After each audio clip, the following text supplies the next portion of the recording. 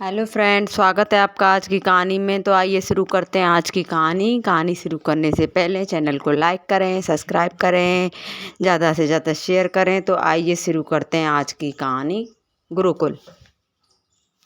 अभ्यास यानी लगातार प्रयास करना मनुष्य के जीवन में वही भूमिका निभाता है जो ईंधन एक दीपक के लिए करता है। चाहे लक्ष्य कितना भी बड़ा क्यों ना हो, अभ्यास से उसे पाया जा सकता है।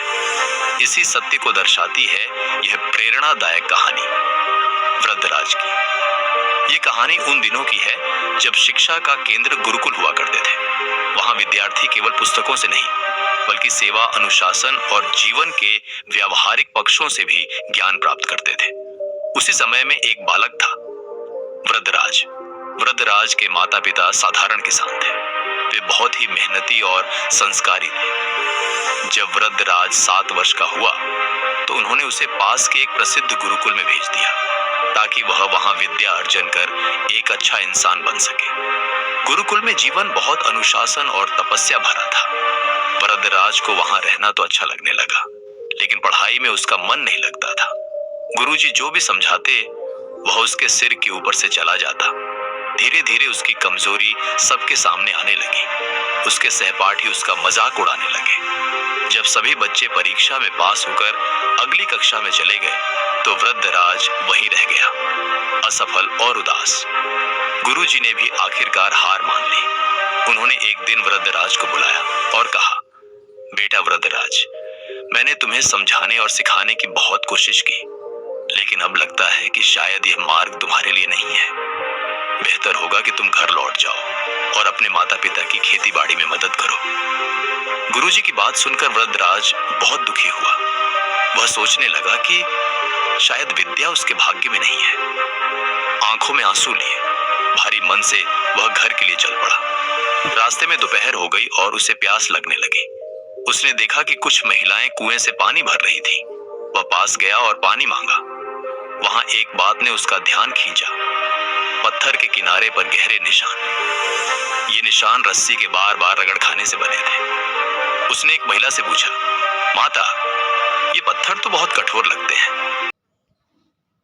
ये निशान हमने नहीं बनाए, ये तो वर्षों से इस कोमल सी रस्सी के कुएं से बार बार पानी खींचने से बने हैं।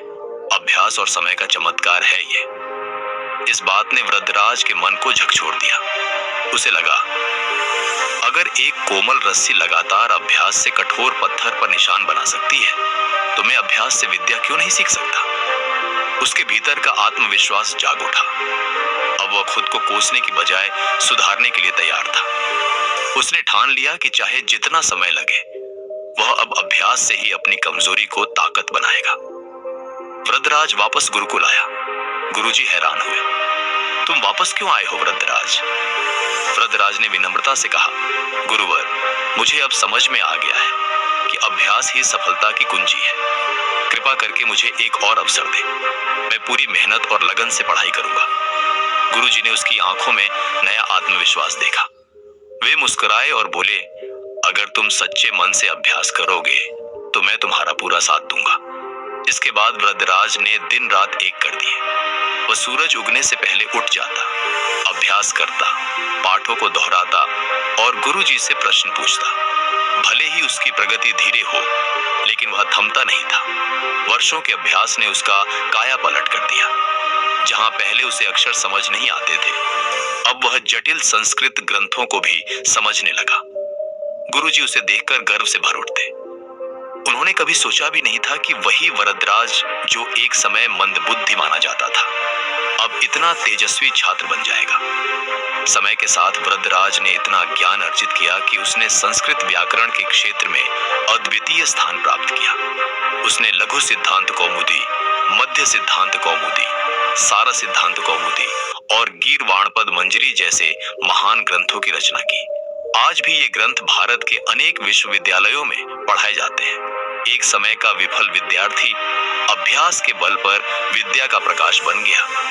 वृद्धराज का नाम आज भी सम्मान और प्रेरणा के साथ लिया जाता है। दोस्तों, ये कहानी उन सभी के लिए प्रेरणा है जो खुद को असफल या कमजोर समझते हैं। वृद्धराज की तरह अगर आप भी अभ्यास के मार्ग पर चलें तो एक दिन आपके नाम की भी गूंज होगी। तो याद रखिए, कर्म से बड़ी कोई पूजा नहीं, अभ्यास से बड़ी कोई विद्या नहीं और लगन से बड़ा कोई भाग्य नहीं। तो कैसी लगी कहानी दोस्तों? एक बहुत पुरानी कहावत है हमारी, करत करत अभ्यास तय जड़मत होए सुजान, रस्ती आवे जात पे सिल पे पड़त निशान। राधे राधे।